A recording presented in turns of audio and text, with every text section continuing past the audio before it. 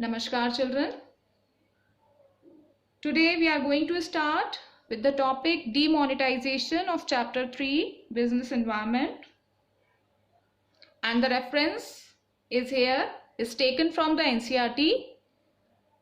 So in the November 8, 2016, it was the day when 501,000 denomination notes were withdrawn from circulation, and it resulted in withdrawal of 86% currency in circulation, and people were advised to go to the bank to replace old notes with new up to a limit.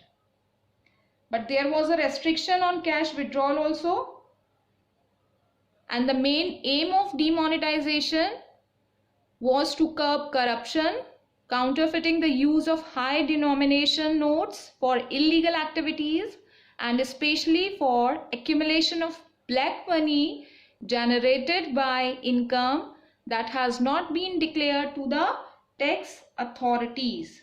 So these were the reasons. Due to that, this step has been taken by the government.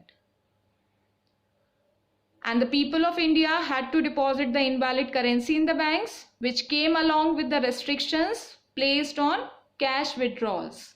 So restrictions were placed on the convertibility of domestic money and bank deposits. Now here we see that what are the different features of the demonetization.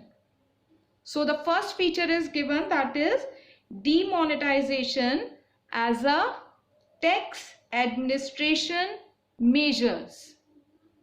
So the cash holdings arising from declared income was readily deposited in banks and exchanged for new notes. But those with black money had to declare their unaccounted wealth and pay taxes at a penalty rate. Means due to demonetization, people had to declare their cash holdings to get it exchanged from bank. So those having black money had to declare their unaccounted wealth and pay taxes at penalty. The second point is given, that is demonetization is also interpreted as a shift on the part of the government, indicating that tax evasion will no longer be tolerated or accepted. Means non-tolerance of tax evasion. It also indicated that government will no longer accept this kind of tax evasion in the future.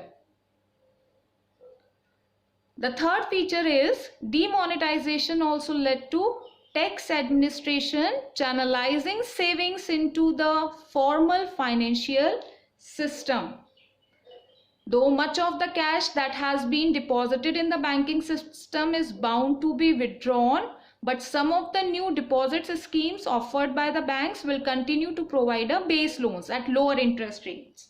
It means it led to tax administration. As much as of the cash deposited by the people for exchange will be offered to people. The same amount, the same cash will be offered to the people for loan under new schemes. So this channelized the savings into the formal financial system.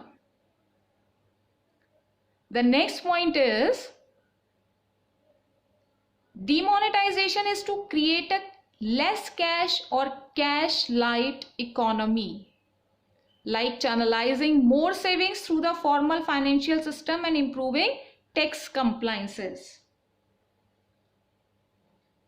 Though there are arguments against this, as digital transactions require use of cell phones for customers and point of sale machines.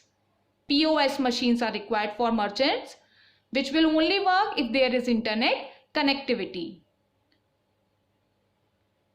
Means demonetization started or we can say that it created a less cash or cash light economy, but channelizing more savings through the formal financial system and improving the tax compliances.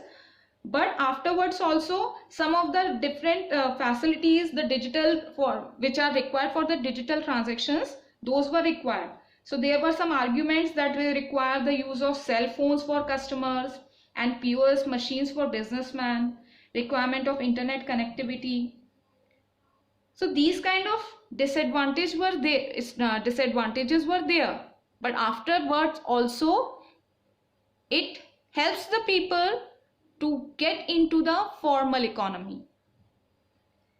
These disadvantages are counterbalanced by an understanding that it helps people into the formal economy, thereby increasing financial savings and reducing tax evasion. So this is the last topic, demonetization, very important topic of business environment. In the next class, we are going to start